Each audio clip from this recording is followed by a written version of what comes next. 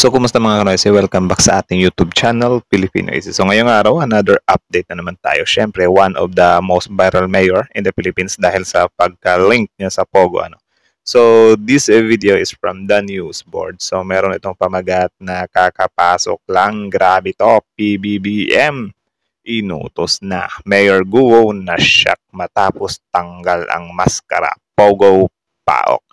So, yun, viral siya, men. So, yan yung panonorin natin bago natin simulan, the news board. Supportahan nyo yan. Tapos syempre, kung trip nyo ng mga ganitong reaction video may kasama kayo manood, huwag nyo na rin kalimutan supportahan yung YouTube channel natin, Filipino Easy. So, hindi na natin to patatagalin pa.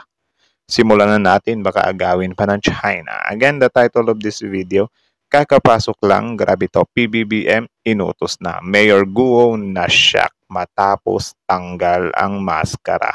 Pogo paok. Nako, paano na talaga ito, pa-intense na talaga ng pa-intense itong mga nangyayari ngayon kay Mayor Alice Guo, kamakailan lang nadagdag naman yung yung Chinese passport niya. So yun, again, the news board Filipino Easy, like, comment, share, subscribe. Start. Mayor Guo, tanggal ang maskara at ulit. The news board support. Ito ang mainit na balita at trending ngayon sa mundo ng social media. What's that? Mayor Guo, tanggal ang maskara at mga Pogo protectors isusunod na matapos sinubukang lumapit ang kampo ni Mayor Guo sa ating Pangulo upang bawiin ang pagkakasuspindi nito bilang mayor. Abay heto, mas lalong natanggalan ng maskara ang mayora. Nako. Kaya may dapat talaga pati yung mga protector niya, isali yun. Yung picture doon, yung picture sa passport, ito yung picture ni Guo Huaping na bata pa. At kung kukuha ka ng visa, yung most recent picture mo kukunin rin nila. Kaya ito yung dito yung batang malaki, ito yung most. Actually, sinabi pa nga nila dito na hindi daw magkahawig. Tingnan nyo nga yung picture na yan, men. Malayo ba? Kasi nung tanungin si Sen Gatchalian, sinabihan siya na magkahawig ba? Hindi naman. So sabi ni Sen Gatchalian, ewan ko, basta para sa akin magkahawig sila. Kayo ba? Tingnan nyo nga sa mga mata nyo, magkahawig ba yan o hindi? Yan o. Kuha ba ni Mayor Alice Guo yung mukhang yan or hindi? Comment down below. So yan, tuloy. Recent picture. At kung makikita natin, hawig na hawig nung batang malaki si Alice Guo. Itong si Guo Huaping, hawig na hawig. Kaya nung binabasa ko ulit yung dokumento kagabi at tinitignan ko yung dokumento, ako kumbinsido ako na si Guo Huaping ay si Alice Guo. Iisa lang yan. At kung doon sa dokumento rin ng Board of Investments, nakasulat doon na ang nanay ni Guo Huaping ay si Wen Yilin. O, diba? Yan o. Ang nanay daw ni Guo Huaping, si Len Winyi. So ano yan? Coincidence lang ba yan? Alam naman natin na yan yung pinaka-rumored ngayon na baka yan yung nanay niya. Pero ano ba? Coincidence lang ba yun na si Guo Huaping, Lin Winyi din yung nanay niya? Like, man. Ito yung babae na kasama sa maraming dokumento ni Alice Guo sa kanilang mga korporasyon. Kaya hindi niya maikwento yung kanyang childhood, yung kanyang kabataan dahil hindi siya lumaki dito. Kaya walang records ng kanyang birth o kung saan siya ipinanganak dahil hindi siya ipinanganak dito. Dumating siya dito nung 13 years old according to the Bureau of Immigration Data. At nung dumating siya dito, gamit niya ay Chinese passport. Diba? Data na yan. May data na pinagbasihan si Senator Win Gatchalian dyan, ha? So, saan tayo maniniwala ngayon? Kay Sen Gatchalian o sa kampo nila Mayor Alice Guo na sinabi nila hindi daw sila yan? Kasi si Senator Gatchalian, kung gumagawa-gawa lang siya ng istorya, pwede siyang managot niyan. Diba? So, kayo na lang talaga bahalang humusga, men. Kasama niya rin si Wen Yilin according to the Bureau of Immigration Data. Ito lahat nasa Bureau of Immigration, no? Hindi invento namin to. Diba? Magkasama sila sa eroplano, pareho pa nga yung Bureau of Immigration officer na nagtatak ng kanilang passport, nakita rin namin sa records. At nung dumating sila dito, nag-apply sila sa Board of Investments ng Special Investors Resident Visa. Kaya pasok-labas, pasok-labas sila dito. In fact, from the time... Yun pa yung way nila para magtagal sila dito. Siguro napamahal na sila dito sa Pilipinas, kaya yun, wala nang balak umalis yung mga taong to. Ewan ko. Ng 2008 to 2011, si Alice Go at si Go Huangping, gamit niya dalawang passport, pasok-labas, pasok-labas. Ginagamit niya minsan yung Chinese passport niya, ginagamit niya minsan yung Filipino passport niya. Ooh, sana all dalawa yung passport. So I think ito yung sagot ha. Kasi I think yung explanation ng kampo nila at yung sinabi ata ng attorney nila yon na Filipino naman yung passport niya. So that's what it is, something like that. O, tignan nyo. Dalawa pala yung passport. Filipino at Chinese. Sana all. Ako nga wala nga akong passport eh. Sana all dalawa yung passport Ibang klase.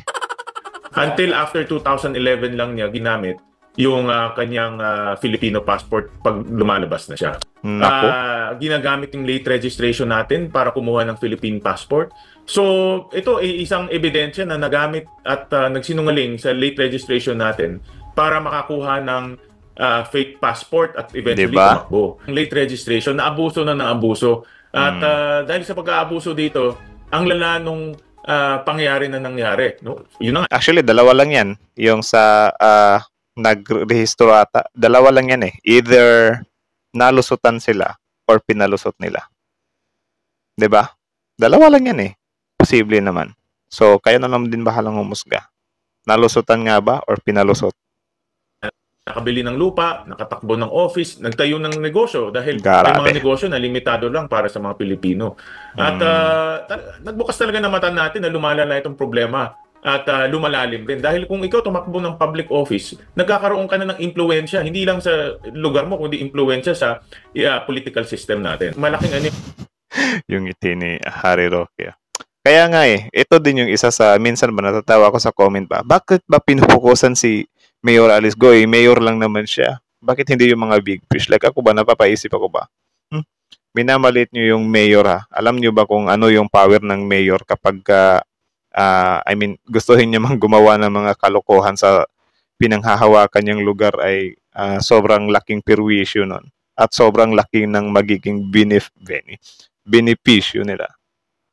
'Di ba? Minamalit nila yung mayor, men. Alam nila na sobrang sa mga tawag diyan, ang laking ng bigayan ng mga mayor kapag tumatakbo 'Di ba? Malaking problema 'yan sa hinaharap para sa ating bansa dahil ginagamit 'to ng mga sindikato at mga kriminal na maging Pilipino at pumasok sa sistema natin.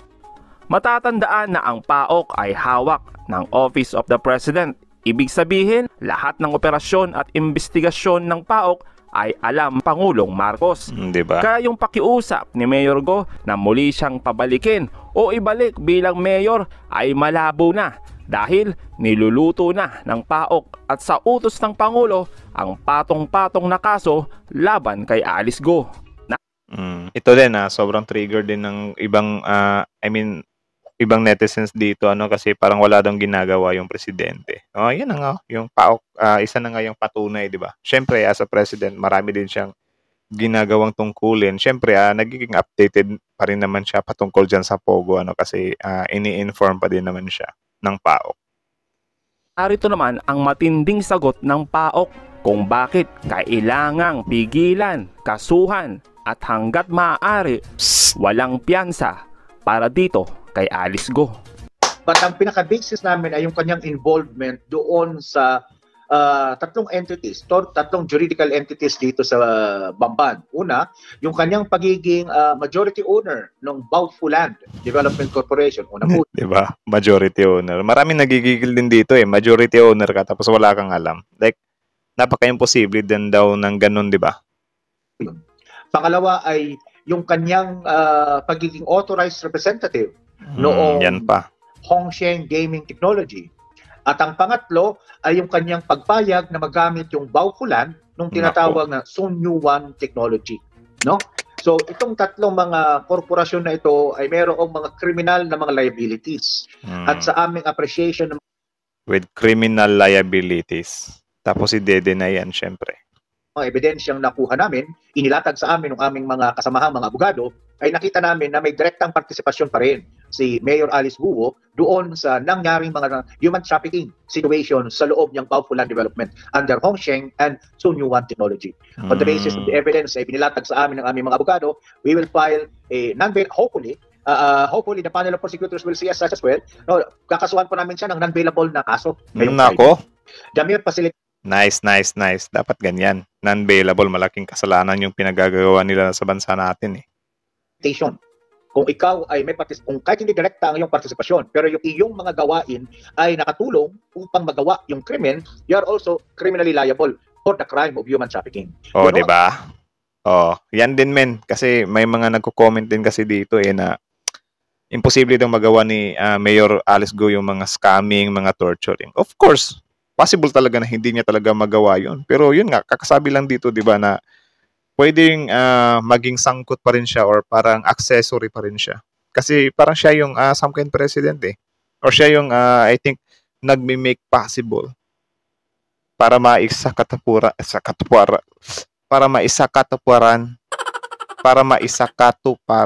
yung mga plano ng Pogo dito sa bansa natin, di ba?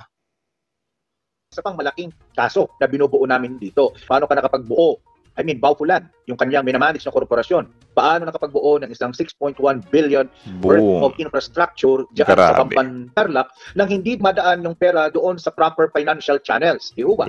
So, nakita po ito ng ating Financial Investigation Unit, yung AMLAC, maraming mga questionable transaksyon na kinakailangan nilang ipaliwanag. At mapapaliwanag yon sa isang criminal at saka civil forfeiture proceedings in relation to money laundering. 6.1 billion, not counting the 70 million pesos worth of land doon sa Baban Tarlac na hindi dumaan doon sa mga regulated financial channels, hindi dumaan sa mga bangko, hindi dumaan sa mga money remittance centers. So para bagang yung pera ay bit nila. So hindi may paliwanag yung proceeds nito. So ang aming nakikita rito, may ilang mga questionable transaction in relation doon sa Baofu. Noong panahon kasi Mayora ay majority owner pa. So, ipapatawag siya sa isang investigasyon ng Anti-Money Laundering Council at harinawa mapaliwanag ng kanyang mga I think yung money laundering mabigat ding yun ha. At saka ni Mayora ito. Kapag hindi, kakasuhan din po namin siya ng violation ng ating Anti-Money Laundering Act. Dahil sa pagpasok ng ganong kalaking pera, no, together with her partners, unfortunately for her, one of her partner is now missing. Nakita, alam namin kung nasaan pero hindi pa mailutang. Yung dalawa niyang partner nakakulong na sa Singapore. So, it's only the mayor who is scot-free.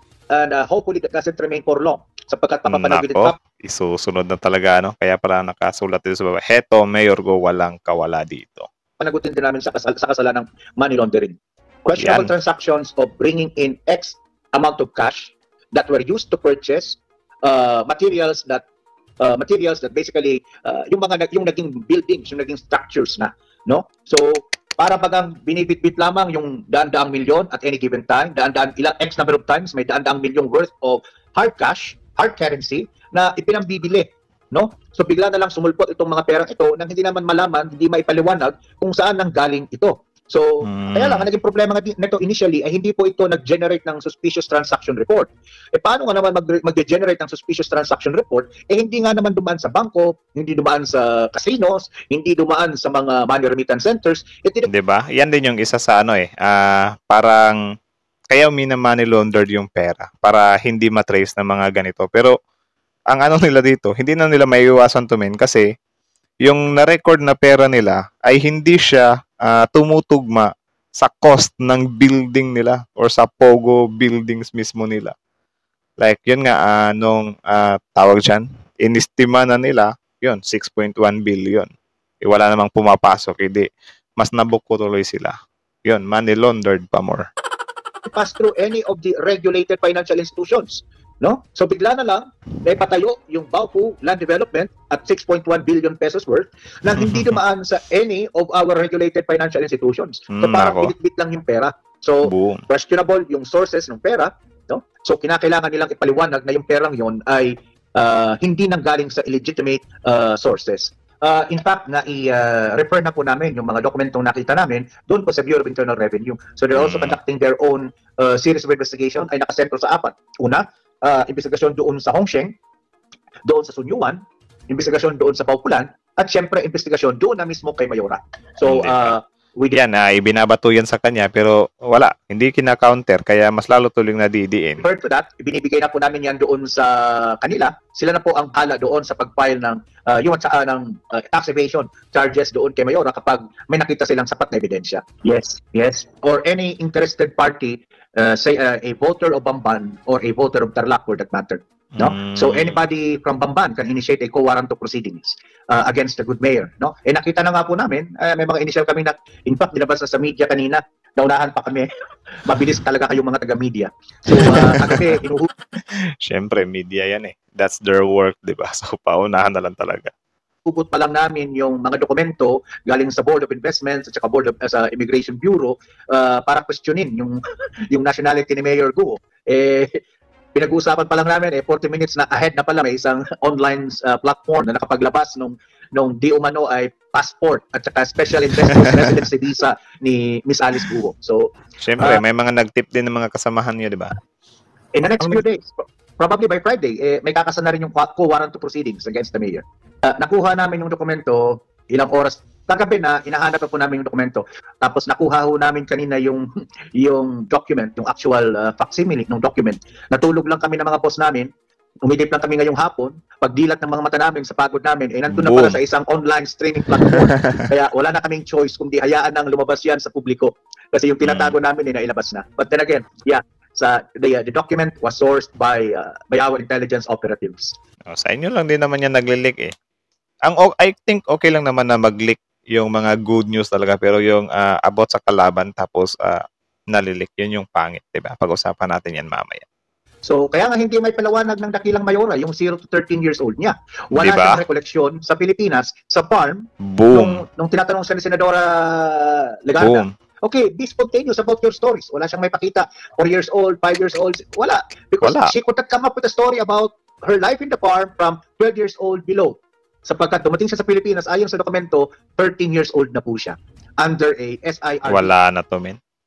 So, yun lang naman mga kanoises. So, kita nyo naman yun. Wala na yun. Malabong-malabo na to. So, this video is from the Newsport. Supportahan nyo yan. Original video link in the description box below. Tapos, syempre, kung trip nyo ng mga ganitong reaction video or bago nyo iwan yung YouTube channel natin, huwag nyo na rin kalimutang supportahan. I-like, comment, share, subscribe na rin yung YouTube channel natin.